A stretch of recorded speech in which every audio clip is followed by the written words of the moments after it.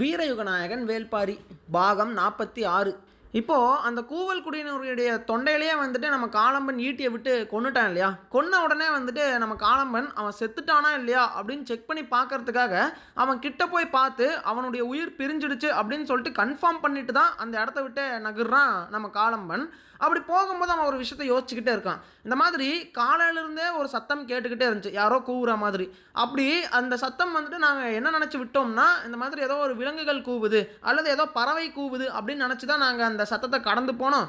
ஆனால் கடைசியில் பார்த்தா இது ஒரு ஆள், அதாவது யாரோ ஒருத்தருக்கு சிக்னல் கொடுக்கறதுக்காக கூவிட்டு இருந்திருக்கான். காலையிலிருந்தே கூவிட்டு இருந்திருக்கான் அப்படின்னா எங்களை யாரோ பின்தொடர்ந்துருக்காங்க போல. அப்போ யாருக்காக இவன் கூவுறான், யார் எங்களை பின்தொடர்றது? அப்படி அவங்க பின்தொடர்ந்துட்டு இருந்தாங்கன்னா இந்நேரம் அவங்க பிளான் என்னவா இருக்கும்? நாங்கள் எங்கே போய் எங்கே கரெக்டாக நாங்கள் போகும்போது அவங்க வந்து நம்மளை தாக்குவாங்க அப்படின்னு சொல்லிட்டு ஏகப்பட்ட குழப்பங்களோட நம்ம காலம்பன் வந்துட்டு அவனுடைய கேங்கோட சேர்ந்து போயிட்டுருக்கான். அப்படி அவன் அப்படியே காடை கடந்து போய்கிட்டு இருக்கான். அப்படி போயிட்டு இருக்கும்போது வேற ஒரு பக்கத்துல இருந்து மறுபடியும் அதே மாதிரியான ஒரு சத்தம் கேட்குது. அதாவது கூவுற மாதிரியான சத்தம். இது நிஜமாலுமே வந்துட்டு பறவைகள் தான் கூவுதா அல்லது விலங்குகள் கூவுதா இல்லை எவனோ ஒருத்தன் நின்று கூவிட்டு இருக்கானா அப்படிங்கிற மாதிரி அவனுக்கு பயங்கர கன்ஃபியூஷனாகவே இருக்குது நம்ம காலம்பனுக்கு. ஆனால் அவனுக்கு ஒரு விஷயம் மட்டும் புரியுது. நாம் எப்படி ஒவ்வொரு மலைக்கும் ஆட்களை செட் பண்ணி வச்சுருந்தோமோ அதே மாதிரி இவனுங்களும் செட் பண்ணி வச்சுருக்கானுங்க. ஸோ நாம் வரும்போது கரெக்டாக நம்ம வருகை தெரிஞ்சு யாரோ ஒருத்தர் தான் கூவிக்கிட்டு இருக்காங்க, யாரோ ஒருத்தருக்கு சிக்னல் போயிட்டுருக்கு அப்படிங்கிற விஷயம் மட்டும் நம்ம காலம்பனுக்கு புரியுது. அப்படியே அவங்க கேங்கோடு சேர்ந்து உஷாராக வந்து பார்த்தீங்கன்னா ட்ராவல் பண்ண ஆரம்பிக்கிறான் நம்ம காலம்பன். அப்படி அவங்க போயிட்டு இருக்கும்போது தான் பின்னாடியே வந்துட்டு நம்ம பாரி, அப்புறம் கீதானி, அளவன், அப்புறம் 2 வீரர்கள் அவங்கெல்லாம் வந்துட்டு பார்த்தீங்கன்னா வேகமாக வர்றக்க ஆரம்பிக்கிறாங்க. அதுவும் இல்லாமல் அந்த கூவல் குடியினருடைய அந்த தொண்டையில் ஈட்டியை விட்டு இறக்கிட்டாங்க அப்படிங்கிற விஷயம் தெரிஞ்சிருச்சு நம்ம பாரிக்கு. அதுவும் நம்ம காலம்மன் வந்துட்டு அவங்கள கொன்னுட்டு அவன் செத்துட்டானா இல்லையான்னு செக் பண்ணிட்டு இருந்தான் தெரியுமா. அந்த இடத்துல கொஞ்சம் டைம் ஆயிடுச்சு நம்ம காலம்மனுக்கு. அந்த டைமில் தான் இவங்க வேகமாக ஓடி வந்து காலம்மன் இருக்கக்கூடிய இடத்த ரீச் பண்ணிடுறாங்க நம்ம பாரியும் கேங்கும். இப்போ நம்ம காலம்பனும் அவனுடைய ஆட்களும் வந்துட்டு பார்த்தீங்கன்னா முன்னாடி போயிட்டு இருக்கும்போது திடீர்னு ஏகப்பட்ட இடத்துல இருந்து அம்புகள் வந்து பார்த்தீங்கன்னா வர ஆரம்பிக்குது. அதில் சில வீரர்கள் மேலே அந்த அம்புகளுமே ஏறிட ஆரம்பிக்குது. அம்புகள் வந்துட்டு தன்னுடைய உடம்புல வெறும் ஒரு விரல் நுனி அளவு தான் வந்து பார்த்தோன்னா உள்ளேயே போகுது. அந்த அளவுக்கு தான் அந்த அம்பினுடைய ஷார்ப்னஸ்ங்கிறத இருந்திருக்கு. காலம்பனுடைய ஆட்கள் மேலே ஏறிடுச்சு இல்லையா, அவங்க வந்துட்டு அந்த அம்பை பிடுங்கிட்டு பாத்தியா இந்த அம்புகளை வச்சு எங்களை கொலை பண்ண போகிறானுங்களாம், என்னன்னு சொல்கிறது இவனுங்களையெல்லாம் அப்படின்னு சொல்லிட்டு அந்த அம்புகளையெல்லாம் பிடுங்கி வீசிட்டு அப்படியே நடந்து போயிட்டுருக்காங்க. கிட்டத்தட்ட 6 பேர் மேலே வந்து பார்த்தோன்னா அம்பை விட்டுருந்தாங்க நம்ம பாரி அண்டு கேங்கு. இப்போ அப்படியே முன்னாடி போயிட்டு இருக்கும்போது நம்ம காலம்பன் நம்மளை கண்டுபிடிச்சிட்டாங்க, இனி அம்புகளை எய்துக்கிட்டே தான் இருப்பாங்க, கொஞ்சம் சேஃபாக நடங்க அப்படின்னு சொல்லிட்டு அப்படியே கூட்டிகிட்டு போயிட்டுருக்கான்.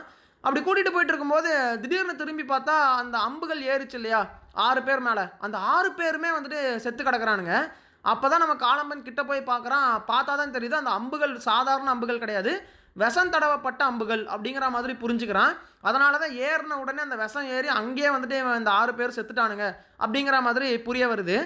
அதுக்கப்புறமா அந்த 6 பேரில் ஒருத்தன்கிட்ட வந்து பார்த்தோன்னா ஒரு கூடை ஒன்று இருந்துச்சு. அந்த கூடையில் வந்துட்டு இந்த தேவாங்கு விலங்குகள் இருந்துச்சு, அவனும் செத்து போயிட்டான். இப்போ மீதி இருக்கக்கூடிய வீரர்கள் வந்துட்டு சரி அந்த தேவாங்கு விலங்கையாவது எடுத்துகிட்டு போகலாமே அப்படின்னு சொல்லிட்டு அந்த கூடையை வந்து பார்த்தோன்னா கலட்ட ஆரம்பிக்கிறாங்க அந்த செத்து போனவனுடைய உடல்ல இருந்து. அப்படி கலட்டிகிட்டு இருக்கும்போது இன்னொரு 6 பேர் மேலே வந்து பார்த்தோன்னா அம்பு ஏறுறாங்க நம்ம பாரியன் கேங்கு. அவங்க மேலே அம்பு ஏறின உடனே நம்ம காலம்பன் வந்துட்டு பயங்கர உஷாராயிடுறாரு. போதும் இனிமேலும் நான் இந்த வீரர்களை இழக்க தயாராக இல்லை, அந்த கூடையே வேண்டாம். அதாவது கையில் 2 கூடை மட்டும்தான் வச்சுருக்காங்க, மொத்தமாக 5 பேர் வந்துட்டு கூடையை எடுத்துகிட்டு வந்தாங்கல்ல, 2 கூடை தான் மிஞ்சி இருக்குது. சரி இந்த கூடையே எடுத்துகிட்டு ஓடிடலாம், மற்றது எதுவுமே நமக்கு வேண்டாம் அப்படின்னு சொல்லிட்டு இருக்கிற ஆட்களை மட்டும் தூக்கிட்டு ஓட ஆரம்பிக்கிறான் நம்ம காலம்பன். அப்படி போயிட்டு இருக்கும்போது மறுபடியும் நிறையா பேர் மேலே அம்புகளை எய்துக்கிட்டே இருக்காங்க நம்ம பாரியும் அந்த வீரர்களும். ஆனால் ஒன்று கூட பெருசாக மிஸ் ஆனதே இல்லை, அவங்க குறி வச்சு அடிக்கிறாங்க, கரெக்டாக போய் ஏறுது. இந்த மாதிரி அவங்க கிட்ட இருந்து எஸ்கேப் ஆகி எப்படியாவது ஓடி போயிட்டா போதுன்னு சொல்லிட்டு காலம்பனும் அவங்க கேங்கும் வந்து பார்த்தோன்னா அங்கேருந்து தெரிச்சு ஓடுறாங்க. அப்படி தெரிச்சு ஓடுறப்ப தான் என்ன ஆகுதுன்னா 2 கூடையில் மட்டும்தான் அந்த தேவாங்க விலங்குகளை தூக்கிட்டு ஓடுறாங்க. ஒரு கட்டமாக அந்த காட்டுப்பகுதியை தாண்டி ஓடிடுறாங்க. ஓடினக்கப்புறமா தெரியுது கடைசியாக மிஞ்சினது வெறும் 6 பேர் தான். மொத்தம் 20 பேருக்கு மேலே வந்துட்டு நடந்து போயிட்டு இருந்தாங்க இல்லையா, இப்போ வெறும் 6 பேர் தான் வந்து பார்த்தோன்னா மிஞ்சிருக்காங்க. அப்போ தான் நம்ம காலம்பன் இவங்க பயங்கரமான ஒரு பிளான் போட்டாங்க, எப்படி இருந்தாலும் எல்லாரையும் கொலை பண்ணிடுவானுங்க போல், எப்படியாச்சும் இந்த ஒரு கூடையில் அட்லீஸ்ட் ஒரு தேவாங்க விலங்கையாவது நம்ம பிடிச்சிட்டு இங்கேருந்து எஸ்கேப் ஆகி போயே ஆகணும் அப்படிங்கிற ஒரு முடிவுக்கு வரான் நம்ம காலம்பன். அதனாலேயே வந்துட்டு அவன் இனிமேல் வெட்ட வெளி பகுதிகளில் நம்ம நடக்க வேண்டாம், அதிகமாக இந்த மரங்களும் பாறைகளும் அடர்வன காடுகள் பகுதிகளிலே நம்ம போகலாம், ஏன்னா அப்போ தான் அம்புகள் விடும்போது நிறைய மிஸ் ஆகிறதுக்கான சான்ஸ் இருக்குது. இந்த வெட்ட வெளி பகுதிகளில் நம்ம போனால் தான் இந்த மாதிரிலாம் நடக்குதுன்னு சொல்லிட்டு கொஞ்சம் அதெல்லாம் தவிர்த்து காட்டுப்பகுதிக்குள்ளே போகிறதுக்கு ஆரம்பிக்கிறான் நம்ம காளம்பன். ஆனால் இருந்தாலுமே நம்ம பாரியும் அவனுடைய ஆட்களும் வந்துட்டு விடாமல் துரத்துறாங்க நம்ம காளம்பனை. சரி, இதுக்கு மேலே இங்கே இருந்தோம்னா கண்டிப்பாக நம்மளையும் முடிச்சு விட்ருவாங்கன்னு சொல்லிட்டு நம்ம காளம்பன் இருந்துட்டு பயங்கர வேகமாக வந்து பார்த்தோன்னா ஓட ஆரம்பிக்கிறான். அந்த ஓட்டம் வந்துட்டு பார்த்தோன்னா அவன் வாழ்க்கையிலே அவ்வளோ வேகமாக ஓடினது இல்லையாம். அவ்வளோ வேகமாக அந்த காட்டுப்பகுதிக்குள்ளே ஓட ஆரம்பிக்கிறான். பின்னாடி நம்ம ஆளுங்க மட்டும் சும்மாவா என்ன, அவனுங்களும் வந்துட்டு வெறித்தனமான வேகத்தோடு ஓட ஆரம்பிக்கிறாங்க. எப்படியாவது அவங்கள பிடிச்சே ஆகணும், முடிச்சு விட்டே ஆகணும் இன்றைக்கி அப்படிங்கிற மாதிரி பின்னாடி இவங்களும் வெறித்தனமாக துரத்த, அதே மாதிரி அந்த கூவல் குடியினர் கூவிட்டே இருக்காங்க இல்லையா, அவங்களுடைய சத்தத்தை கேட்டு பின்னாடி நம்ம தேக்கன், அதுக்கப்புறம் பழையன், அவங்க எல்லாருமே ஒரு பக்கமாக ஓடி வர்றதுக்கு ஆரம்பிக்கிறாங்க. இப்போ காட்டுக்குள்ளே எல்லாருமே வந்து பார்த்தோன்னா ஓடிக்கிட்டு இருக்காங்க. ஒரு பக்கத்தில் நீலன் இருக்கான்ல, அவனும் வந்துட்டு அந்த கூவல் குடியினருடைய சத்தத்தை கேட்டு அந்த திசை நோக்கி ஓடி வந்துட்டுருக்கான். அந்த காடே அதிருதாமா. அத்தனை பேர் வந்து பார்த்தோன்னா அவ்வளோ வேகத்தில் ஓடுறதுனால காடை அதிர்ந்து போகிற அளவுக்கு அவங்களுடைய ஓட்டம் அப்படிங்கிறது இருந்துச்சு. காடு பார்த்திராத அளவு இருந்துச்சு அப்படிங்கிற மாதிரி சொல்கிறாங்க. அப்போ தான் நம்ம பாரியோட வந்துட்டு இருந்த வீரர்கள் இருக்காங்கல்ல, அவங்க வந்துட்டு அம்பெடுத்து விட ஆரம்பிக்கிறாங்க. அது முன்னாடி ஓடிக்கிட்டு இருந்த காளம்பன் கேங்கில் 2 பேர்த்துடைய உடம்புல வந்து பார்த்தோன்னா அந்த அம்புகள் போய் தாக்குது. அதுக்கப்புறமா அந்த கேங்கில் மொத்தமாகவே வந்துட்டு 6 பேர், அதில் 2 பேர்த்துக்கு மேலே அம்புகள் தாக்கிருச்சு. உடனே அவங்க ஒரு பாறைக்கு பின்னாடி போய் ஒளிஞ்சிக்கிறாங்க. அப்படி ஒளிஞ்ச உடனே நம்ம பாரிக்கிட்ட அந்த வீரர்கள் சொல்கிறாங்க, 2 பேர் மேலே அந்த அம்பு போய் தாக்கிருச்சு, எப்படி இருந்தாலும் அவனுங்க கண்டிப்பாக செத்துருவானுங்க, மீதி இருக்கக்கூடியது 4 பேர் தான், அந்த 4 பேர்த்த மட்டும் முடிச்சு விட்டா வேலை முடிஞ்சுது அப்படின்னு சொல்லிட்டு பாரிக்கிட்ட சொல்லிடுறாங்க. அப்போ தான் நம்ம காளம்பன் ஒரு முடிவு எடுக்கிறான்.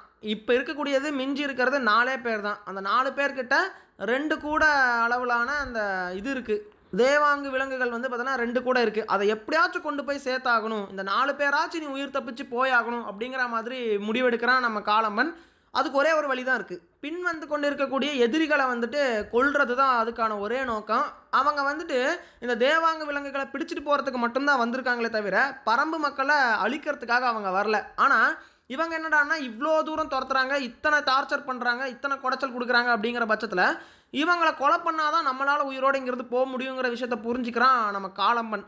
அதனாலே வந்துட்டு எதிர்த்தாக்குதல் செய்கிறதுக்கு அந்த மீதி இருக்கக்கூடிய 4 பேரை வச்சு முயற்சி செய்கிறான் நம்ம காளம்பன். இனி எதிர்த்தாக்குதல் செஞ்சு அவங்கள கொலை பண்ணால் மட்டும்தான் நம்மளால் உயிரோட போக முடியுங்கிற விஷயத்தை புரிஞ்சுக்கிட்டு எதிர்த்தாக்குதலுக்கு தயாராகிறான். அப்படி முடிவெடுத்த உடனே நம்ம காளம்பன் முதல்ல என்ன பண்ணுறான்னா, ஒரு சிற்றோடை ஒன்று இருக்குது, அந்த சிற்றோடையினுடைய வலது பக்கத்தில் நம்ம காளம்பன் கேங் இருக்காங்க, இடது பக்கத்தில் நம்ம பாரி அப்புறம் அந்த பசங்க கேங் இருக்காங்க. இப்போ உடனே என்ன பண்ணுறான், அந்த பாறையிலிருந்து சல்லுன்னு ஓட ஆரம்பிக்கிறான் நம்ம காளம்பன். அதாவது வலது பக்கமாகவே வந்து பார்த்தோன்னா அப்படியே ஓட ஆரம்பிக்கிறான். அதை பார்த்த உடனே நம்ம பாரி இருந்துட்டு இடது பக்கத்தில், அந்த சிற்றோடையினுடைய இடது பக்கத்தில் அவன் கூடவே நம்ம பாரி வந்து பார்த்தோன்னா அப்படியே கூடவே ஓடி போகிறான். 2 பேர் வந்து பார்த்தோன்னா இப்போ ஈக்குவலாக ஓடிக்கிட்டு இருக்காங்க. நடுவில் ஒரே ஒரு சிற்றோடை மட்டும் இருக்குது. ரொம்ப தூரம் தள்ளி 2 பேரும் வந்துட்டாங்க. வந்த உடனே வந்துட்டு அந்த வீரர்களில் ஒருத்தன் இருக்கான்ல, 2 வீரர்கள் இருந்தாங்கல்ல, அதுகளில் ஒருத்தன் வந்துட்டு பின்தொடர்ந்து வந்திருப்பான் போல் நம்ம பாரியை. அந்த வீரர்களில் பின்தொடர்ந்து வர நம்ம காளம்பன் இருந்துட்டு கையில் இருக்கக்கூடிய ஈட்டியை எடுத்து அந்த பின்னாடி இருக்கக்கூடிய அந்த இவன் மேலே வீசிட்டான். யார் மேலே, அந்த வீரர்களில் ஒருத்தன் பின்தொடர்ந்து வந்தான்ல அவன் மேலே வந்து பார்த்தோன்னா ஈட்டியை வீசிட அது அவனுடைய வயிற்றை கிழிச்சிக்கிட்டு போயிடுது. அந்த வீரன் அப்போவே வந்து பார்த்தோன்னா அங்கேயே செத்து போயிடுறான். இருந்தாலும் நம்ம பாரி இருந்துட்டு வெறித்தனமான ஒரு வேகத்தோடு நம்ம காளம்பனை துரத்துக்கிட்டே வர நம்ம காளம்பனை வந்துட்டு வேற ஒரு பக்கத்தில் இருந்து நீலனும் வந்து பார்த்தோன்னா பிடிச்சிட்றான். நீலன் வந்துட்டு மலைக்கு மேலே இருந்து இறங்கி வந்துட்டு இருந்திருக்கான் போல், அவனும் நம்ம காளம்பனை பார்த்துட்றான். இந்த பக்கம் நம்ம பாரியும் நம்ம காளம்பனை பார்த்துட்றான். 2 பேரும் வந்து பார்த்தோன்னா இப்போ வெறி கொண்டு வந்துக்கிட்டு இருக்காங்க. அப்போ தான் நம்ம காளம்பனுக்கு பின்னாடி இன்னொருத்தனுமே வந்திருக்கான், இன்னொரு காளம்பனுடைய கேங் மெம்பரே தான், அவனும் வந்து பார்த்தோன்னா பின்னாடி வந்திருக்கான். நம்ம நீலன் முதல்ல வந்துட்டு அந்த கேங் மெம்பரை பார்த்துட்டான். காளம்பனுக்கு பின்னாடி ஒரு நபர் வந்தார்ல அவரை பார்த்துட்டான். பார்த்த உடனே ஈட்டி எடுத்து ஒரே வீசு இந்த பக்கம் காளம்பனுக்கு பின்னாடி வந்தவன் அவனுடைய நெஞ்சு வந்து பார்த்தோன்னா ஈட்டியால் கிழிக்கப்பட்டுருச்சு. இப்போ இந்த பக்கம் ஒருத்தன் செத்து போயிட்டான், அந்த பக்கம் பாரியுடைய வீரன் ஒருத்தன் செத்து போயிட்டான். 2 பேருமே வந்து பார்த்தோன்னா செத்து போயிடுறாங்க. மேலேருந்து நம்ம நீலன் ஓடி வந்தவன் நிலை தடுமாறு அவன் இப்போ உருள்றக்க ஆரம்பிச்சிட்றான். உருண்டு வந்து ஒரு பள்ளத்தில் விழுந்துடுறான் நீலன். இப்போ வலது பக்கத்தில் நம்ம காளம்பன் ஓடிட்டு இருந்தான், இடது பக்கத்தில் நம்ம பாரி ஓடிட்டு இருந்தான்ல. இப்போ அவங்க 2 பேரும் ஒருத்தருக்கு ஒருத்தர் மீட் பண்ணி ஸ்டெடியாக 2 பேரும் வந்து பார்த்தோன்னா நேருக்கு நேராக நிற்கிறாங்க. அப்படி நேருக்கு நேராக நிற்கும்போது அந்த தருணம் தான் நம்ம நீலன் வந்துட்டு அவங்க 2 பேர்த்தையும் அப்படியே பார்த்துட்டே போய் பள்ளத்தில் விழுகிறான். அப்படி பள்ளத்தில் விழுந்தக்கப்புறமா அவன் யோசிக்கிறான், பாரு என்னடா இங்க என்னடா பண்ணிட்டு இருக்காரு அப்படிங்கிற மாதிரி. யார்ரா அவன் எதிரில் நின்று சண்டை போட்டுட்டு இருக்கான், என்னதானா நடக்குது இந்த காட்டுக்குள்ள, நான் கொலை பண்ணனே ஒருத்தனை, அவன் யார்ரா அப்படிங்கிற மாதிரி நம்ம நீலன் வந்துட்டு பயங்கர குழப்பத்தோட என்னதாண்டா நடக்குது இந்த காட்டுக்குள்ளன்னு சொல்லிட்டு யோசிச்சுக்கிட்டே அப்படியே பள்ளத்தில் விழுகிறான். இப்போ அவன் பள்ளத்தில் விழுந்துட்டானா, விழுந்தவன் அப்படியே மெல்லமா எந்திரிச்சு மேலே வரான். எந்திரிச்சு வந்து மேலே பார்த்தா அங்கே ஆட்களே இல்லை. 2 பேர் எதிரில் நின்றுட்டு இருந்தாங்க. ஆனால் இப்போ அங்கே யாருமே இல்லை. சைடில் வந்து பார்த்தோன்னா சவுண்டு வர்றக்க ஆரம்பிக்குது ஒரு பாறைக்கு பின்னாடி. என்னடா இந்த பக்கம் சத்தம் வருது அப்படின்னு சொல்லிட்டு அந்த பக்கம் போய் பார்த்தா 2 பேரும் மல்யுத்த வீரர்கள் மாதிரி ஒருத்தனை பிடிச்சி அடிச்சுட்டு இருக்காங்க. இந்த பக்கம் நம்ம காளம்பன், அந்த பக்கம் நம்ம பாரி. 2 பேரும் வீரத்துக்கு இணையே இல்லாதவங்க. நம்ம காளம்பனுடைய தோல் பட்டைகளெல்லாம் எப்படி இருக்குன்னா, அது போய் ஒரு பாறையில் இடிச்சதுன்னா அந்த பாறையே சுக்குநூறாக போயிடுமா. அந்த அளவுக்கு ஒரு ஸ்ட்ராங்கான தோல் உடையவன் தான் நம்ம காளம்பன். இதே மாதிரி நம்ம பாறையுடைய தோள்பட்டை எந்த மாதிரி இருக்குன்னா, ஒரு பாறையை கொண்டு வந்து நீங்கள் அவன் மேலே போட்டாலும் அது இந்த தோள்பட்டையை உங்களால் உடைக்க முடியாதான். அந்த அளவுக்கு வலுவான ஒரு தோள்பட்டையை கொண்டு வந்தால் பாரி. இப்போ இவங்க 2 பேரும் சண்டை போடுறத பார்த்தா அப்படியே பயங்கர ஷாக்காக வந்து பார்த்துட்ருக்கான் நம்ம நீலன். அவன் வந்துட்டு நேற்று தான் நம்ம மயிலாக்கு ஒரு விஷயம் சொல்லியிருப்பான். என்ன அப்படின்னா, 2 காட்டெருமைகள் இந்த பள்ளத்து பக்கம் தான் சண்டை போடும். அப்படி அந்த காட்டெருமைகள் சண்டை போட ஆரம்பிச்சதுன்னா, ஒரு காட்டெருமை தோற்று போகிற வரைக்கும் இன்னொரு காட்டெருமை விடாது. யாரோ ஒருத்தர் சாகிற வரைக்கும் சண்டை போடுவாங்க. அது எவ்வளோ ராத்திரி ஆனாலும் சரி, எவ்வளோ பகலானாலும் சரி, அப்படி தான் அந்த சண்டை நடக்கும் அப்படிங்கிற மாதிரி மயிலா கிட்ட சொல்லியிருப்பான்ல. இப்போ அந்த காட்டெருமைக்கு நிகரான 2 பேர் வந்து பார்த்தோன்னா சண்டை போட்டுட்டு இருக்கிறத பார்த்து பயங்கரமான ஒரு ஷாக் ஆயிடுறான் நம்ம நீலன். அதுவும் இல்லாமல் நம்ம பாரிக்கு வந்துட்டு 2 தடவை ஒரு சான்ஸ் கிடச்சிது. என்ன அப்படின்னா, கீழ் தொடையில் வந்துட்டு ஒரு நரம்பு இருக்குமா. அந்த நரம்பை பிடிச்சி ஒரு திருவுனாவே போதுமாமா, காளம்பன் அங்கேயே வந்து பார்த்தோன்னா சுருண்டு விழுந்துருவானாமா. அந்த மாதிரியான ஒரு டெக்னிக் வந்துட்டு நம்ம பாரிக்கு தெரியும். ஆனால் இவங்க இப்போ சண்டை போட்டுட்டு இருக்கிறது மண் போரில். அந்த மண்ணில் சண்டை போடுற அந்த தருணத்தில் வந்துட்டு இந்த மாதிரியான சீட்டிங் வேலையெல்லாம் பண்ணக்கூடாது. ஏமாத்துற வேலையாமா. இந்த மாதிரி அந்த நரம்பெல்லாம் பிடிக்கிறது வந்துட்டு ஏமாத்துற ஒரு விஷயம் அப்படின்னு சொல்கிறாங்க. அதனாலே நம்ம பாரி வந்துட்டு நேர்மையான முறையில் சண்டை போட்டுட்ருக்கான். அதே மாதிரி காளம்பனுடைய இடுப்பில் வந்துட்டு ஒரு கத்தி வந்து பார்த்தோன்னா சொருகி வச்சுருக்கான். நம்ம பாரி வந்துட்டு கிட்ட வரும்போது அவன் நினச்சிருந்தான்னா கத்தி எடுத்து குத்தி போட்டு போயிட்டே இருக்கலாம். ஆனால் நம்ம காளம்பனுமே வந்துட்டு கையால் தான் சண்டை போடணும். ஏன்னா இது இப்போ நடந்துட்டு இருக்கிறது மண் போர். அந்த மண்ணில் சண்டை போடும்போது கத்தியெல்லாம் யூஸ் பண்ணக்கூடாதுங்கிறது ரூல்ஸு. அப்படி ஒரு வேளை கத்தி எடுத்து குத்திட்டோம்னா நம்ம வீரத்துக்கு நாமளே வந்துட்டு வீரமே இல்லை அப்படின்னு சொல்கிற மாதிரி ஆயிரும்னு சொல்லிட்டு அவனும் அதை யூஸ் பண்ணல. அவனும் கத்தி எடுக்கல, இவனும் அந்த நரம்பை பிடிக்கல. 2 பேருமே வந்துட்டு கையாலேயே அந்த மல்யுத்த சண்டைங்கிறத போட்டுட்ருக்காங்க. இப்போ ஒருத்தருக்கு ஒருத்தர் இழைக்காமல் வந்து பார்த்தீங்கன்னா பயங்கரமான சண்டைங்கிறது போயிட்டுருக்கு. நம்ம நீலன் ஒரு பக்கம் நின்று வேடிக்கை பார்த்துட்ருக்கான். இன்னொரு பக்கத்தில் வந்து பார்த்தீங்கன்னா அந்த கூவல் குடியினருடைய சத்தம் கேட்டு நம்ம தேக்கன் வந்து பார்த்தீங்கன்னா அந்த இடத்துக்கு வர ஆரம்பிச்சிடுறாரு. அப்படி வர ஆரம்பித்த உடனே நம்ம தேக்கனை பார்த்த உடனே இன்னுமே வந்துட்டு பயங்கரமாக கோபமாயிடுறாரு. ஏன்னா நம்ம தேக்கனுக்கு வந்து நிறைய இடத்துல அடிபட்டிருக்கு. அவர் ஒரு வயசானவர் இருந்தாலும் வந்துட்டு அவருக்கு அவ்வளோ அடி கொடுத்துருக்கானுங்க இந்த காளம்பன் கேங்கு.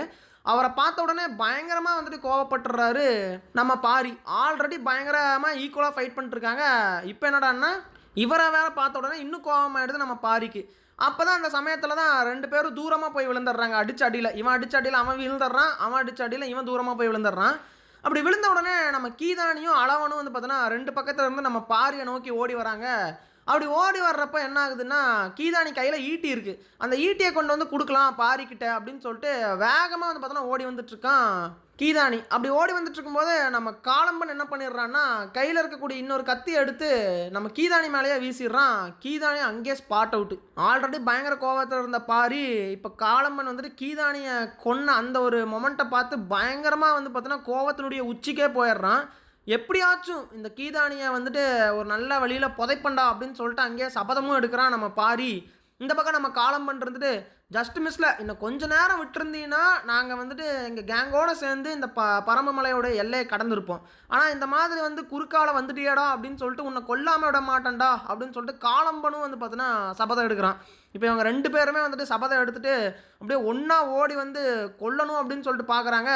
அப்படி வந்துட்டு இருக்கும்போது தான் நம்ம இவன் இருக்கார்ல தேக்கன், அவர் இருந்துட்டு சொல்கிறாரு, பாரி இந்த மாதிரி அவனுடைய இடுப்பில் ஒரு கத்தி ஒன்று சொருகி வச்சுருக்கான், நீ பார்த்து உஷாராரு அப்படிங்கிற மாதிரி சொல்ல அப்படியே நம்ம காளம்பனுக்கு ஒரு ஷாக்கு.